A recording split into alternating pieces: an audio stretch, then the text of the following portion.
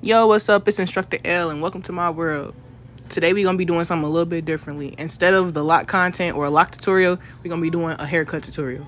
And today's haircut is a mid fade. We're not taking nothing off the top.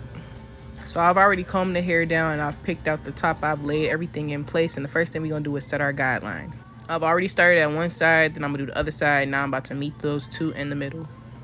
This is the first guideline that you setting for your whole fade, so you want to make sure that it's straight, is clean, because if this line is messed up, the whole fade is going to be messed up. After setting my guideline, I'm going in with my cocoa trimmers and then I'm just balding everything out.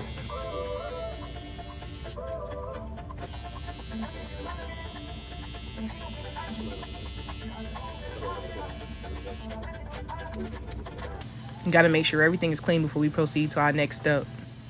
And now, using my masters all the way open, I'm setting my second guideline.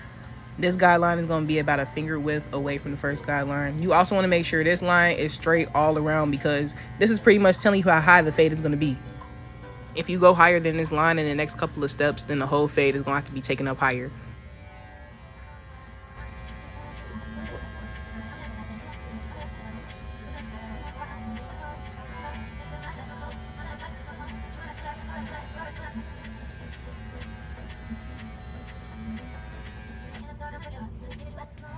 Now I'm still using my Andes Masters. There are 5 notches on the clipper, and I had it all the way open, and now I'm closing it to the 3rd notch, and that's in the middle.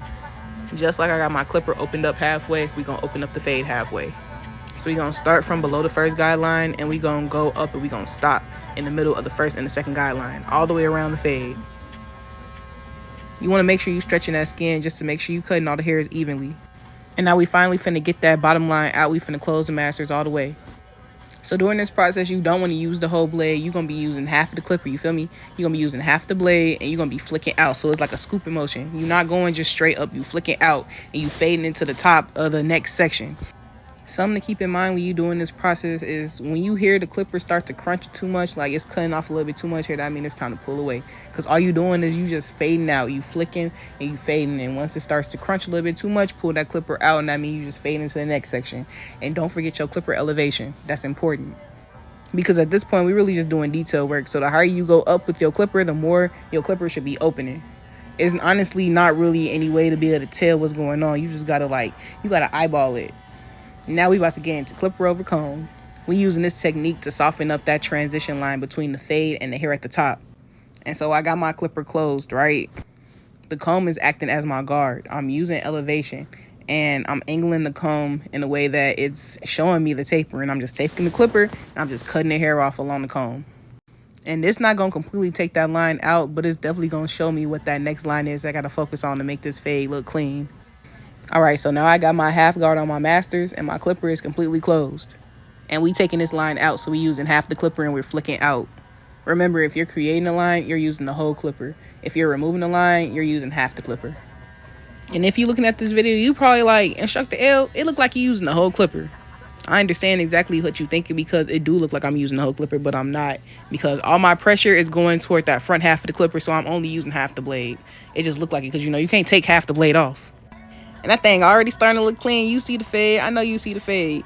You should be following along, so your fade should be looking exactly like how this fade is looking right here.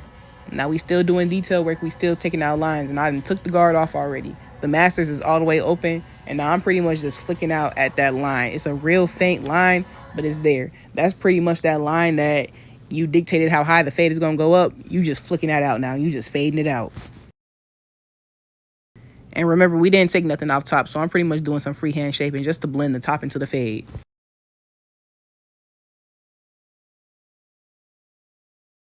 And even though the fade is looking clean from afar, you close up on the fade and you see exactly what's going on. So you got to use a little bit more detail work just to flick out that first guideline that was created.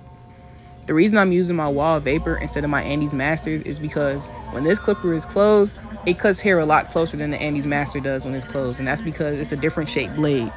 But that's a whole nother video for a whole nother time that we'd have to get into. Just know that this clipper cuts a whole lot closer than my Andes. And so I'm just doing detail work in order to get that little line out. And I'm doing whatever other detail work I need to with this clipper because it cuts like butter.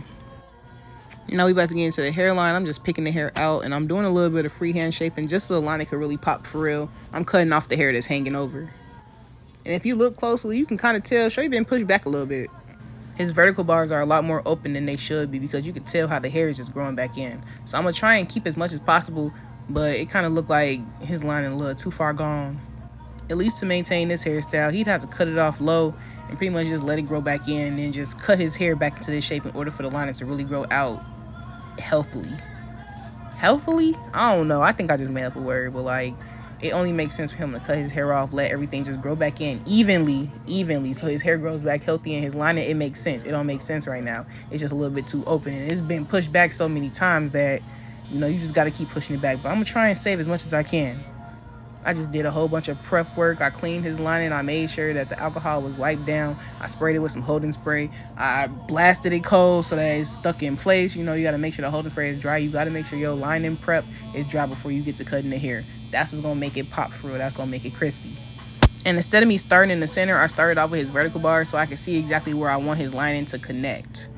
Then from there, I do the C-cups. I start with the top, and then I do the bottom, and then I whoop the scoop. I just connect the two lines just like that. I do the same on the other side.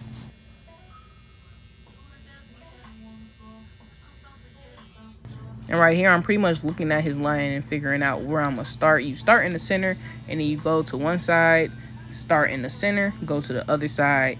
You know, you want to connect everything. Then you connect the vertical bars to the lining on each side, but you want to make sure that the initial line is straight. Also, make sure your client head is straight as well. Like, some people got their natural lean, their natural tilt, but then when they looking at somebody straight on or they looking at themselves in the mirror, they line look a little off. Just make sure the head is straight before you get to cutting. Hey, and if you sit in a barber chair and I make sure your head is straight, I'm holding your head straight, and you just want to naturally lean your shit, like, you can't even be mad that your lining is crooked. I'm just saying, don't shoot the messenger.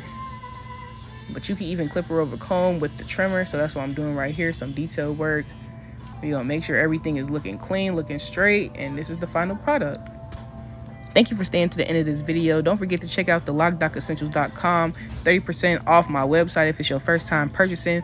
Promo code Virgo30. Until next time.